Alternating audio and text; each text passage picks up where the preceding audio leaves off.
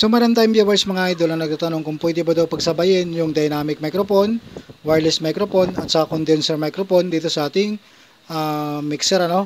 Kung hindi pa daw maapektuhan yung wireless microphone na naka-on itong 48 volts natin. So kapag naka-on itong 48 volts natin idol, ibig sabihin nito, yung mga XLR input natin dito, microphone input na XLR, mayroong power supply yan. So kailangan po naka-condenser mic tayo dito, ang input natin dito sa XLR para magkaroon ng supply yan dahil naka-on itong ating 48 volts. Sa ibang mixer idol, bawat channel mayroong power on o yung push button ng kanyang phantom power sa bawat channel niyan sa ibang mixer. So dito iisa yung pinaka phantom power natin dito sa lahat ng microphone input na XLR. So dito pag naka-on ito, lahat magkakaroon na ng supply dyan. So kahit saan dyan, pwede tayo gumamit ng ating condenser mic. So dito idol, kahit dynamic man yan o wireless microphone, tapos may ginagamit tayong condenser mic, pwede natin yan pagsabayan na gagamitin sa iibang channel lang. So katulad nito, dahil naka-on yung ating 48 volts dito, yung ating condenser mic, dito tayo gagamit sa channel 1. Halimbawa,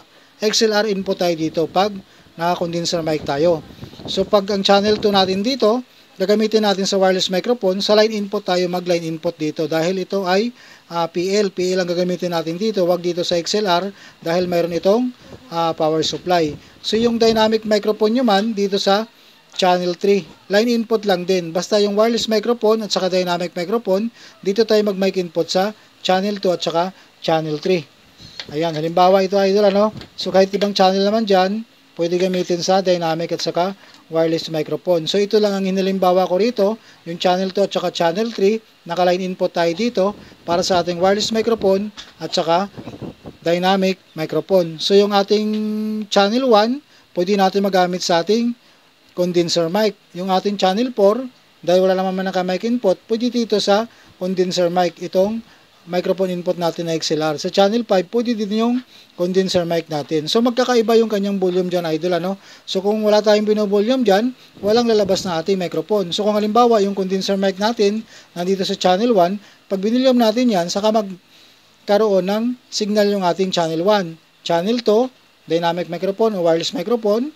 Channel 3, dynamic microphone, saka siya magkakaroon ng signal. So ganyan lang siya idol, kahit ano pa man yan, kahit naka-on itong ating 48 volts, okay na gumamit tayo ng wireless microphone at saka dynamic microphone. Basta wag lang tayo mag-mic input dito sa XLR ng ating mixer na katulad nito, na iisa yung kanyang phantom power. Pag condenser mic, i-priority natin dito sa XLR microphone input natin ng ating mixer. May kanya-kanya namang volume yung ating channel dyan. So, pwede yan na ibukod yung bawat microphone natin sa tigi-isang channel. So, kung mayroon kayong condenser mic na tatlo, pwede tayo gumamit dito sa 1, 4, at saka 5. Dahil magkaiba naman yung volume nito ng ating mga mixer dito. So, pwede gumamit ng 5 microphone dito dahil 7 channel ito. Yung ating source dito sa 6 and 7 or through Bluetooth.